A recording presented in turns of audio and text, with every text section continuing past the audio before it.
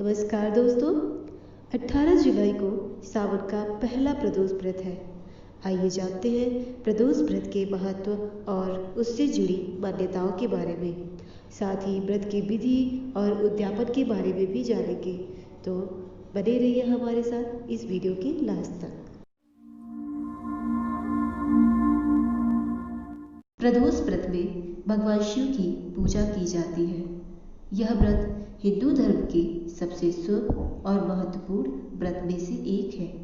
सावन के महीने में आने वाले प्रदोष व्रत का महत्व और भी अधिक है। हिंदू चंद्र कैलेंडर के अनुसार प्रदोष व्रत चैत्र माह यानी त्रयोदशी के 13वें दिन रखा जाता है।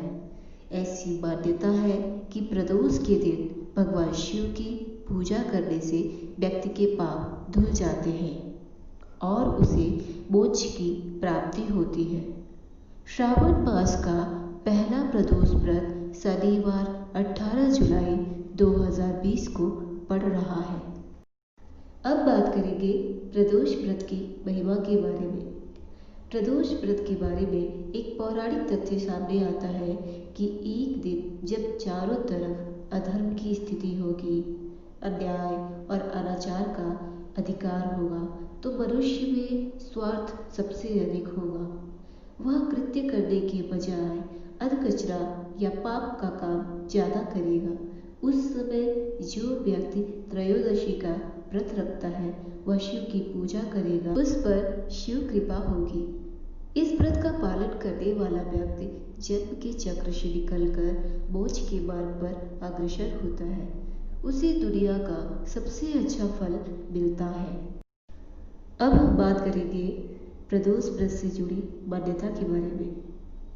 ऐसी मान्यता है कि प्रदोष के समय भगवान शिव शंकर कैलाश पर्वत के रजत भवन में होते हैं और नृत्य कर रहे होते हैं। इस दौरान देवता भगवान के गुणों का स्तवन करते हैं।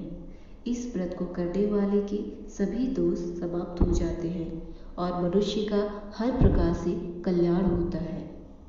यह भी मान्यता है कि यदि यह व्रत सोमवार के दिन पड़ता है और जो भी इस व्रत को करता है उसकी हर इच्छा पूरी होती है। यदि यह व्रत मंगलवार को है तो व्रत करने वाले को रोगों से मुक्ति मिलती है। यदि यह व्रत बुधवार को है तो सभी प्रकार की कामनाएं पूर्ण होती है। यदि यह व्रत गुरुवार को है तो व्रत करने वाले के शत्रु का नाश होता है और सौभाग्य में वृद्धि होती है। शुक्रवार को पड़ने वाले प्रदोष व्रत को भुगुवारा प्रदोष कहा जाता है। जीवन में सौभाग्य की वृद्धि हेतु यह प्रदोष किया जाता है।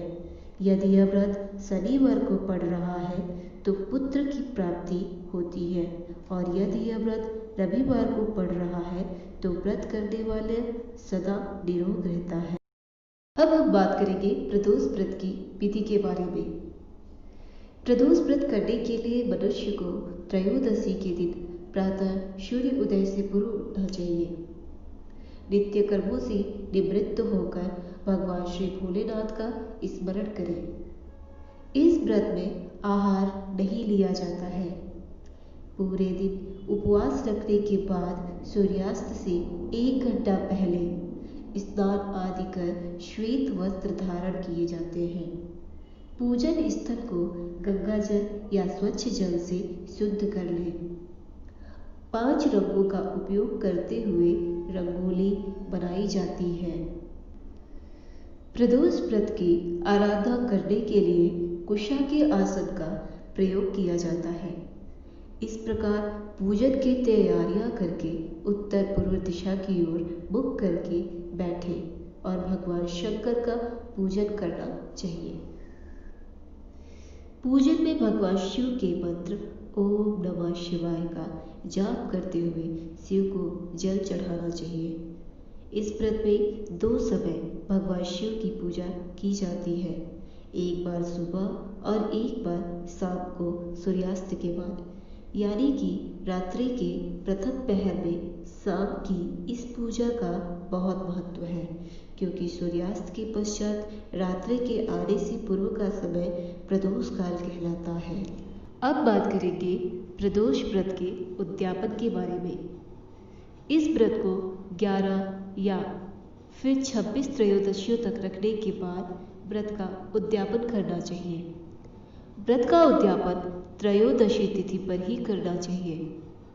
उद्यापन से एक दिन पूर्व श्री गणेश का पूजन किया जाता है। पूर्व रात्रि में कीर्तन करते हुए जागरण किया जाता है। ओम उमा सहित शिवाय नमः मंत्र का एक माला यानी 108 बार जाप करते हुए हवन किया जाता है। हवन में आहुति के लिए खीर का प्रयोग किया जाता है।